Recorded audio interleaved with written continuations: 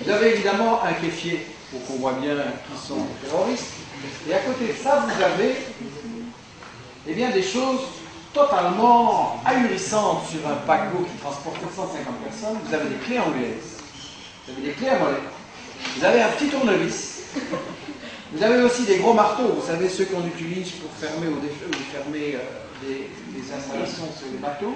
Vous avez quelques bâtons, et alors au centre, sur bien sûr un drapeau avec des caractères en langue arabe, pour qu'on comprenne bien, où est le mal, où sont les méchants, vous avez des grands couteaux. Et évidemment, il est intolérable que dans un paquebot qui veut nourrir 750 personnes, on ait à la cuisine des couteaux. Ce sont évidemment des armes de destruction massive, et évidemment qu'Israël avait besoin de se défendre contre ces choses-là. Alors là, en dessous, vous avez, c'est comme Libé, c'est le point de vue israélien. À gauche, vous avez un article qui se préoccupe uniquement du problème de l'impréparation de l'assaut israélien. Voilà, le problème, c'est pas qu'ils ont commis un crime, qu'ils ont été dans les eaux internationales, qu'ils ont agressé des humanitaires. Non, le problème, c'est qu'ils n'avaient pas bien préparé leur coup. Ils auraient dû employer une autre tactique. On leur donne plein de conseils. Merci. Et bien sûr, la parole à Netanyahou, je cite, « Nos soldats ont dû se défendre pour défendre leur vie, pauvres soldats. » Et Le Monde ajoute, « La version de M. Netanyahou est partiellement corroborée par ces images. » Bien, Israël a tout censuré le reste, bien entendu, et Le Monde directement donne raison à Netanyahou.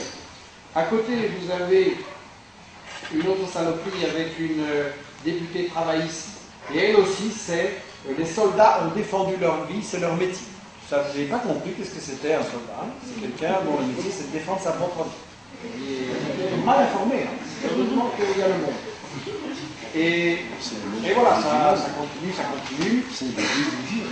Bien entendu, derrière, vous avez aussi tout un article pour attaquer les humanitaires turcs et l'ONG en question.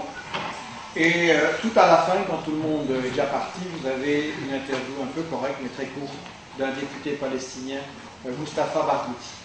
Alors là, vous avez donc une claire démonstration du Monde et de Libé, comment ils ont manipulé l'opinion française pour aider Israël à commettre le prochain crime. Parce que quand on excuse de cette manière, et quand on jette la confusion sur les crimes commis par Israël, ça veut dire on empêche l'opinion d'arrêter Israël et on prépare les prochains crimes. Et donc je le dis ici très clairement, de la même manière que Le Monde et Libé ont joué un rôle dégueulasse au moment de Gaza, ils ont joué un rôle dégueulasse dans ce crime contre les humanitaires, et ça veut dire que ces journalistes sont responsables des prochaines agressions et des prochains morts dont Israël sera responsable. Ce sont des journalistes qui sont eux aussi complices de crimes de guerre. Ce n'est pas des erreurs d'information, ce n'est pas un journaliste pressé, c'est vraiment justifier les crimes de guerre d'Israël. Et ça, on doit pouvoir le montrer, et on doit pouvoir l'expliquer autour de soi aux gens comment ils sont informés.